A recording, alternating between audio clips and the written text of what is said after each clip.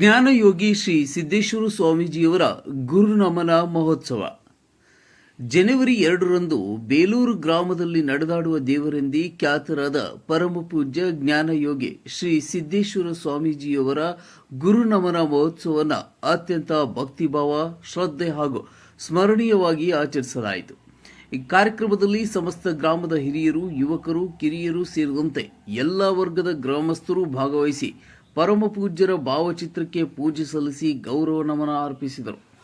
ಕಾರ್ಯಕ್ರಮದ ಆರಂಭದಲ್ಲಿ ಭಾವಚಿತ್ರಕ್ಕೆ ಪುಷ್ಪಾರ್ಚನೆ, ದೀಪ ಪ್ರಜ್ವಲನ ನೆರವೇರಿಸಲಾಯಿತು. ಬಳಿಕ ಗ್ರಾಮಸ್ಥರು ಜ್ಞಾನಯೋಗಿ ಶ್ರೀ ಸಿದ್ದೇಶ್ವರ ಸ್ವಾಮೀಜಿಯವರ ಆದರ್ಶಮಯ ಜೀವನ, ಸರಳತೆ, ತ್ಯಾಗ ಮತ್ತು ಆಧ್ಯಾತ್ಮಿಕ ಚಿಂತನೆಗಳನ್ನು ಸ್ಮರಿಸಿದರು.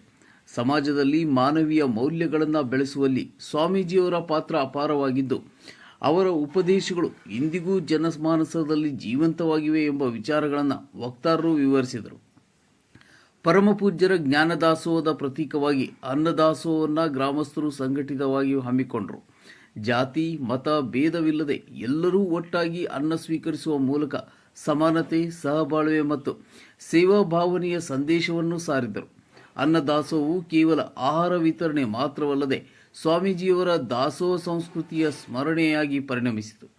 ಈ ಸಂದರ್ಭದಲ್ಲಿ ಜ್ಞಾನಯೋಗಿ ಶ್ರೀ ಸಿದ್ದೇಶ್ವರ ಸ್ವಾಮೀಜಿಯವರ ಸರಳ ಬದುಕು, ಆಧ್ಯಾತ್ಮಿಕ ವಿಚಾರಗಳು, ಶ್ರಮ ಹಾಗೂ ಸೇವೆಯನ್ನು ಜೀವನದಲ್ಲಿ ಅಳವಡಿಸಿಕೊಳ್ಳಬೇಕೆಂಬ ಸಂದೇಶವನ್ನು ಗ್ರಾಮಸ್ಥರು ಮತ್ತೊಮ್ಮೆ ಮೆಲುಕು ಹಾಕಿದರು. ಕಾರ್ಯಕ್ರಮವು ಭಕ್ತಿಗೀತೆಗಳು, ಸ್ಮರಣಾ ನುಡಿಗಳೊಂದಿಗೆ ಭಾವಸಂಗಮದ ವಾತಾವರಣದಲ್ಲಿ ಸಂಪನ್ನಗೊಂಡಿತು.